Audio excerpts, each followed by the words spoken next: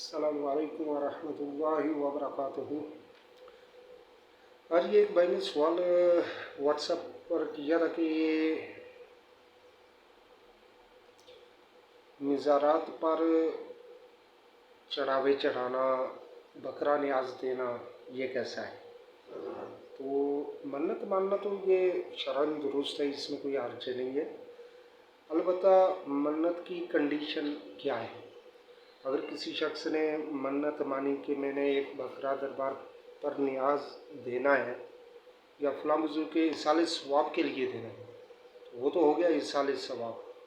अब वो मन्नत पूरी हो गई, जो काम था वो काम हो गया। तो अब उसके बाद वो मन्नत जो है वो बकरे को कहीं भी राह खुदा में सर्फ कर सकता है, किसी गरीब मिस्किन को दे सकता है, एक मस्जिद या मदरसे में दे सकता है, कहीं रास्ता बन रहा है, कहीं पानी वाटर सप्लाई का कोई इस तरह की गुरबा मसाकिन के लिए कोई स्कीम बन रही है, कहीं अनाज तकसीम हो रहा है, तो ऐसे मकामात पे वो बकरा या बकरे की कीमत को वो दे सकता है। दरबार पर ही पहुंचाना ज़रूरी नहीं है, क्योंकि वो मन्नत जो मानी थी वो मानी गई थी कि फला अगर मेरा ये काम हो जाए तो मैं अल्लाह और रसूल की रज़ा के लिए फ़लाँ बुज़ुर्ग के एहसाल सवाब के लिए एक बकरा दूंगा। तो अब ये जो मन्नत है, इस तरह की मन्नत जो है वो कहीं भी आप दे सकते हैं, और दरबार पर चढ़ाना ये ज़रूरी नहीं है, फ़र्ज़ या वाजिब नहीं है। हाँ, अब बाज़ आपको जोहला मिलेंगे जो ये बात कहेंगे कि हो सकता है कि गुनाह हो या वो बुज़ुर्ग नाराज़ हो जाए तो ये हो जाएगा, वो हो जाएगा नुकसान। तो ऐसा कुछ भी नहीं है। मन्नत जो है ये फ़र्ज़ या वाजिब नहीं है। कुरान और हदीस में मन्नत के पूरे करने का कोई हुक्म नहीं है। जिस तरह की हम मन्नतें मानते हैं, ऐसी मन्नतों का इस तरह दरबारों पर ही जाके चढ़ाना ये फ़र्ज़ वाजिब नहीं है। तो दूसरी चीज़ ये है कि औलियाए कराम कभी भी उम्मत का नुकसान नहीं करते। जो वली है वो किसी को नुकसान नहीं पहुंचाएगा, और अगर कोई नुकसान पहुंचाएगा तो वो वली नहीं होगा। तो लिहाजा ये कंसेप्ट अपने अंदर से निकाल दीजिए। और यही वजह है कि आज जितनी भी बिदअत मज़ारात पर पाई जाती हैं, ये सब इल्म दीन से दूरी, जहालत के सबब ये राइज हुई हैं। इसी तरह मज़ारात औलिया पर ख़वातीन का जाना ये हराम है, हराम है, हराम है, गुनाह है। और अहले सुन्नत का यही अक़ीदा है कि औरतें मज़ारात पर ना जाएं, जहाँ पे मर्द और औरतों का इख्तलात हो, मिक्स हो, बेपर्दगी हो, ऐसी जगह पर औरतें मज़ारात पे हरगिज़ ना जाएं। अब ये अक्सरियत सजादा नशीन जो है वो ये बात नहीं बताती, क्यों कि ज़्यादातर नजराने जो है वो औरतें ही देती हैं। अब अगर औरतें ना जाएंगी तो फिर वो मार्केट चलना बंद हो जाएगी, इसलिए उन सजादों की अयाशियाँ वो नहीं होंगी। क्योंकि फ़ी ज़माना अगर देखा जाए तो ऐसे मज़ारात या ऐसे सजादे बहुत कम मिलेंगे, ऐसी खानकाहें बहुत कम मिलेंगी आपको कि जहाँ पे कुरान और सुन्नत की तालीमात को आम किया जा रहा हो। नहीं तो बाकी तो यानी यूँ समझ लें कि कारोबार बना हुआ है कि बस वो मज़ार है, मज़ार अल्लाह वाले का है। ये मानने वाली बात है कि वो बुज़ुर्ग थे, जो मज़ार के अंदर हैं वो बुज़ुर्ग थे, लेकिन अब जो उन बुज़ुर्गों की बुज़ुर्गी को कैश करके लोगों से पैसा बटोर रहे हैं वो बुज़ुर्ग नहीं है। वो हज़रत नमाज भी नहीं पढ़ रहे, सजादा नशीन है, नमाज भी नहीं पढ़ रहे, न शक्ल से वो मुसलमानों वाली शक्ल है, ना उनका लिबास मुसलमानों वाला है, ना उनके करतूत भी मुसलमानों वाले हैं। और वो मज़ार पे बैठे और हाथों में बड़े बड़े कड़े पहने हुए हैं, कानों में बालियां पहनी हैं, और नीले पीले वो अजीब किस्म के रंग के वो लिबास पहने हुए हैं। औरतों को बेपर्दा दम कर रहे हैं, औरतों को बेपर्दा बैत कर रहे हैं। खिलाफ शरीयत है, खिलाफ शरीयत है। औरत को बेपर्दा बैत करना, औरत को बेपर्दा दम करना, ये हराम हराम हराम।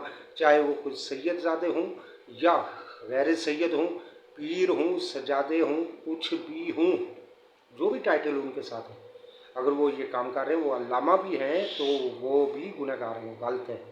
तो लिहाजा इस चीज़ को नोट रखें कि मज़ारात पर बकरा चढ़ाना, मुर्गा चढ़ाना ये फ़र्ज़ वाजिब नहीं है।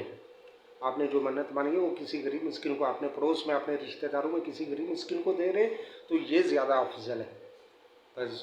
بصورت دیگر اگر اس مزار پہ آپ جا کے چڑھا رہے ہیں تو وہ ان کے مزار پر جو موجودہ سجادے ہیں جو انتظامیہ ان کی عیاشیوں میں جا رہی ہے. اس کو یوں سمجھ لیجیے کہ آپ ایک مزار پہ جا رہے ہیں، جی اس مزار پہ صاحب بزرگ سے آپ کو وہ محبت ہے اور آپ وہاں پہ جا رہے ہیں. آج سے 20 سال پہلے سے آپ جا رہے ہیں اور مزار پہ 20 سال پہلے آپ نے 10 روپے نیاز چڑھائی وہاں کے گلے میں ڈالی اور بابا جی سے دعا کی کہ بابا جی میں امیر ہو جاؤں، میرے حالات بہتر ہو جائیں. صحیح ہے، جو وہاں پہ سجادے تھے. اچھا 20 سال بعد آج بھی آپ جا رہے ہیں تب بھی آپ وہاں پہ 10 روپے ہی چڑھا رہے ہیں اور یہی دعا کر رہے ہیں کہ بابا جی میرے حالات درست ہو جائیں، میں امیر ہو جاؤں. مطلب کہ 20 سال پہلے بھی مرید کی وہی کنڈیشن تھی جو 20 سال بعد آج ہے. یعنی مرید امیر نہیں ہوا، مرید کے حالات بہتر نہیں ہوئے. جبکہ پیر صاحب 10 سال پہلے 78 یا 82 ماڈل کی کار میں یا بعض اوقات لوگوں کی گاڑیوں میں ادھر ادھر جاتے تھے. آج ان کے نیچے 6 کروڑ کی پراڈو ہے، فارچونر ہے. کل پیر صاحب کچے مکان میں رہ رہے تھے اور آج پیر صاحب کی کوٹھیاں اور بنگلے ہیں. یہ کہاں سے آ رہے ہیں؟ کوئی پیر صاحب کوئی بھی ایسا پیر آپ مجھے بتا دیں پوری دنیا میں. الحمدللہ میں صحیح العقیدہ سنی ہوں اور نسبت والا ہوں، میں بھی نسبت رکھتا ہوں، میں بھی بیعت ہوں، میں بھی کسی پیر کو ماننے والا ہوں. لیکن جو چیز غلط ہے وہ غلط ہے. آپ بتائیں کہ ایسا کوئی پیر آپ بتا سکتے ہیں کہ جو پیر صاحب کا کوئی بینک بیلنس نہ ہو، جن کے پاس کوئی کوٹھی بنگلے نہ ہوں اور جن پیر صاحب کی کنڈیشن ایک درویشہ نہ ہو؟ کوئی پیر صاحب ایسے آپ کی نظر میں ہے کہ جو خود تو وہاں کے وہاں ہی رہے ہوں اور ان کے مرید امیر ہو گئے ہوں؟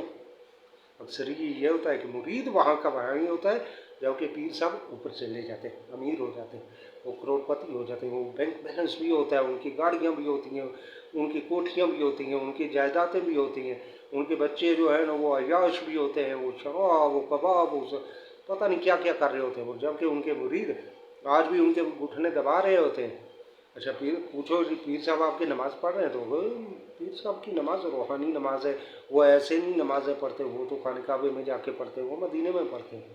ارے یار آپ پاکستان میں رہتے ہو، کھاتے پاکستان میں ہو، پہنتے پاکستان میں ہو، نیازیں پاکستان میں لیتے ہو اور نمازیں جو ہیں وہ جا کے مکے اور مدینے میں جا کے پڑھ رہے ہو. کیسا انصاف ہے؟ تو یہ بات ہے، یہ سب رانگ نمبر ہے، یہ غلط آئیڈیا ہے، یہ فیک آئیڈیا ہے. ان کی طرف مت جائے اور اس طرح کے غیر شرعی معاملات ہرگز ہرگز نہ کریں. اگر آپ کو صحیح کامل پیر نہیں ملتا تو آپ کے لیے سب سے بہترین پیر ہے قرآن پاک، حدیث رسول، سیرت رسول کو لے لیں. سب سے بہترین گائیڈنس، کیونکہ پیر صرف اس لیے پکڑا جاتا ہے کہ وہ اللہ اور رسول کی اطاعت و فرما برداری اور ان کے احکامات پہ چلنے کا طریقہ بتائے. پیر پکڑنے کی وجہ یہ ہوتی ہے. اور جب یہ چیز آپ کو کسی پیر سے میسر نہیں ہو رہی تو پھر یہی ہے کہ آپ مدرسے میں چلے جائیں، کسی عالم دین سے یہ چیزیں سیکھنا شروع کر لیں اور خود قرآن کو پڑھیں، قرآن کا ترجمہ پڑھیں، تفسیر پڑھیں، قرآن کو سمجھنے کی کوشش کریں. اور یاد رکھیں قرآن ڈائریکٹلی نہیں سمجھا جائے گا، قرآن کے لیے سیرت رسول کو بھی سمجھنا پڑے گا. پہلے سیرت رسول کو بھی پڑھیں پھر قرآن کو پڑھیں، یعنی ایک پارہ قرآن کا پڑھیں اور ایک چیپٹر سیرت کا پڑھیں، تب جا کے آپ کو قرآن صحیح معنوں میں سمجھ آئے گا. اللہ تبارک و تعالی ہم سب کو عمل کی توفیق عطا فرمائے. اس چینل کو سبسکرائب بھی کیجیے، ویڈیو کو لائک اور شیئر بھی کیجیے.